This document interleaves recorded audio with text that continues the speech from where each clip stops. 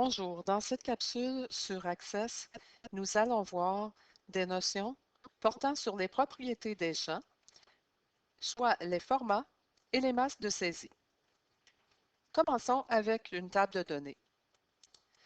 Nous avons ici une table employée. Ici, il y a deux enregistrements et nous avons ce qu'on appelle les champs qui sont des entêtes de colonnes. Allons voir les différentes colonnes. Nous avons numéro d'employé, numéro d'assurance sociale, le titre, prénom, nom, adresse, ville, province, code postal, téléphone personnel. Je vous fais remarquer ici que le téléphone porte des barres obliques au lieu des traditionnels traits d'union. Nous avons la date de naissance qui est entrée avec année, trait d'union, mois, trait d'union, jour, le salaire en monétaire dollar, l'occupation et le poste téléphonique qui est constitué de 4 chiffres. Donc, il y a possibilité de contraindre la personne qui entre les données selon certaines spécifications. En effet, pour le numéro d'assurance sociale, il est possible de contraindre la personne à entrer un numéro en utilisant les numéros un à la suite de l'autre, mais qu'ils soient présentés 3 chiffres, espace, 3 chiffres, espace, 3 chiffres. La même chose pour la province. Si nous voulons que ce soit toujours la même province, il y a moyen que la personne n'ait pas à l'entrer à toutes les fois qu'il y a un nouvel enregistrement. Vous voyez, le code postal aussi a une façon bien définie de se présenter avec majuscule, chiffre, majuscule, espace, chiffre, lettre majuscule et chiffre. La même chose pour le numéro de téléphone, etc. Et nous pouvons aussi, par exemple, là, dire à l'utilisateur ou contraindre sans que l'utilisateur ne le sache que nous désirons avoir des chiffres et non pas des lettres pour le poste téléphonique et que nous désirons limiter nos chiffres à 4 chiffres. Voyons comment cela se fait. Nous devons, pour cela, passer par le mode affichage, mais ce qui est le mode que nous appelons mode création, que vous trouvez ici en haut à gauche. Donc, nos entêtes de colonne se retrouvent ici à gauche, le nom du champ. Vous avez le type de données en deuxième colonne et une description du champ ou de la colonne. Commençons par le numéro de l'employé. Normalement, vous avez une clé primaire. Celle-ci, ne vous en préoccupez pas. Nous en avons besoin pour pouvoir traiter les différents objets d'accès. Donc, si nous voyons le type de données, ici, c'est erroné. Pourquoi? Oui, dans ce cas-ci, ça pourrait s'appliquer. Mais généralement, si nous utilisons un type numérique, c'est généralement pour créer des sommes, faire des totaux, des soustractions, divisions, multiplications. Donc, un numéro d'employé, vous comprendrez que n'est pas nécessairement constitué que de chiffres. Si vous prenez votre code permanent ou votre numéro d'assurance maladie, vous savez très bien que votre numéro, bien qu'on appelle cela un numéro ou un code, contiennent des lettres. Exemple, vos premières lettres de nom de famille ou autre. Donc, ce qui est conseillé quand nous avons un numéro d'employé, un numéro de produit ou tout autre style de numéro, utilisez plutôt un type de données texte. Et vous voyez qu'en appliquant le type de données texte, nous avons une taille de champ. La taille de champ, dans ce cas-ci, quand c'est un texte, par défaut, on peut utiliser jusqu'à 255 caractères, mais si notre numéro d'employé, nous voulons le contraindre à 10 chiffres, nous pouvons très bien changer la taille du champ pour le chiffre 10. Si nous continuons, le numéro d'assurance sociale, oui, c'est un champ, un type texte, et comme vous pouvez voir, ici, il y a eu un masque de saisie qui a été appliqué. Qu'est-ce qu'un masque de saisie? C'est que nous voulons, ici, ce sont des codes Et nous voulons qu'il y ait 3 chiffres, un espace, 3 chiffres, un espace.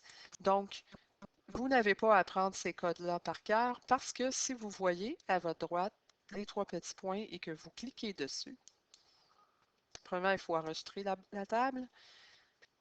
Et nous avons différents masques de saisie pré-programmés pour nous. Et tout ce qu'il nous reste à faire, c'est de choisir celui qui nous convient. Donc, on peut voir la liste ici. Nous avons numéro de téléphone, code postal, assurance sociale, ce qui nous préoccupe ici. Les fameux petits astérisques quand vous devez entrer un mot de passe, c'est ici. Vous avez des dates, etc. Donc, nous choisissons pour ce champ numéro d'assurance sociale. Nous n'avons qu'à suivre les directives à la fenêtre qui s'est ouverte devant nous, suivant. Ici, vous voyez que c'est ce qui va être représenté. Vous faites suivant. Vous avez 2 choix. Naturellement, vous prenez le premier, suivant et terminé. Et votre champ est appliqué. C'est ce que nous pourrons voir en mode feuille de données. Passons au mode feuille de données. On nous demande d'enregistrer parce qu'on a fait des changements. Et vous pouvez voir que le numéro d'assurance sociale, si j'en écris un nouveau, sera, même si je l'écris, voyez-vous, un à la suite de l'autre sans faire d'espace, les espaces vont se faire automatiquement. Revenons en mode création. Pour le titre ici, je ne comprends pas pourquoi, mais on demande une valeur par défaut, monsieur. Alors qu'il peut très bien y avoir ici, nous avons une base de données d'employés, des employés féminins ou féminines. Donc, moi, j'enlèverai la valeur par défaut. La tête du champ, il pourrait y avoir peut-être monsieur ou monseigneur ou autre qui pourrait être assez long, donc laissons-le à 50. Vous avez ensuite le prénom. Ici, on vous a donné une légende pour aider l'utilisateur. Ça n'est pas vraiment nécessaire, mais ça peut guider la personne qui entre les données pour qu'elle sache qu'ici, il faut qu'elle doit entrer prénom. Le nom de famille, vous avez l'adresse, la ville, et allons voir la province. Comme je vous disais tantôt, ici, nous avons déterminé que la valeur par défaut sera toujours la province de Québec et c'est ce qui a été indiqué ici.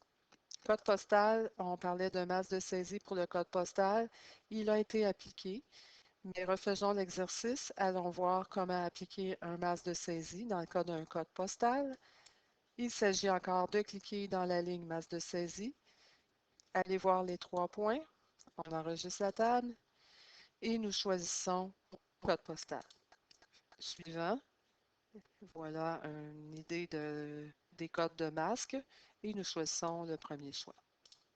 Terminé. Continuons notre vérification. Téléphone. Alors, le masque de saisie est appliqué. Tantôt, nous avions des barres obliques. On va juste s'assurer que c'est le bon masque de saisie. 3 petits points, on enregistre. Nous faisons suivant.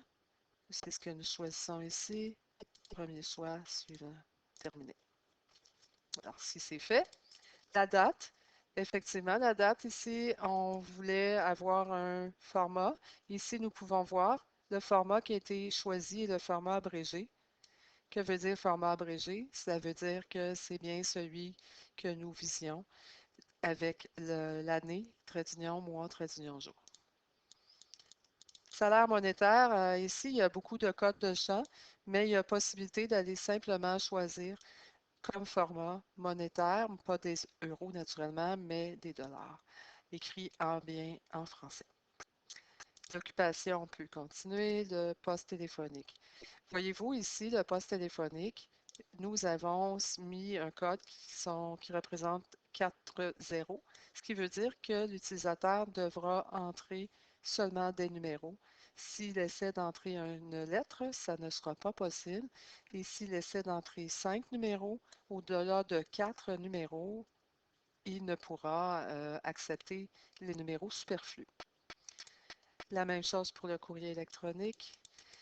Une note spéciale aussi. Vous savez qu'il peut y avoir souvent des remarques ou des commentaires.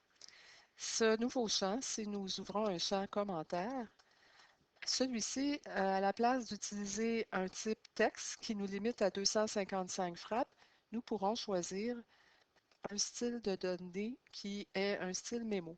Le style mémo veut dire que vous pouvez écrire autant de frappes que vous voulez sans avoir aucune restriction dans le nombre de frappes.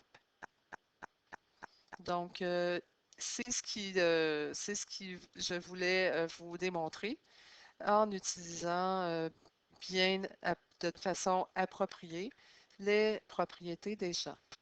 Revenons à notre mode feuille de données et nous avons exactement ce que nous cherchions. Il y a un sauf. Vous voyez que notre numéro de téléphone n'a pas été changé. Pourquoi? Parce que ces enregistrements avaient déjà été entrés. Par contre, quand il y aura un nouvel enregistrement, vous voyez que le masque de saisie a été appliqué. Ce qu'il faut faire, c'est de reprendre le numéro de téléphone et de le ressaisir à nouveau.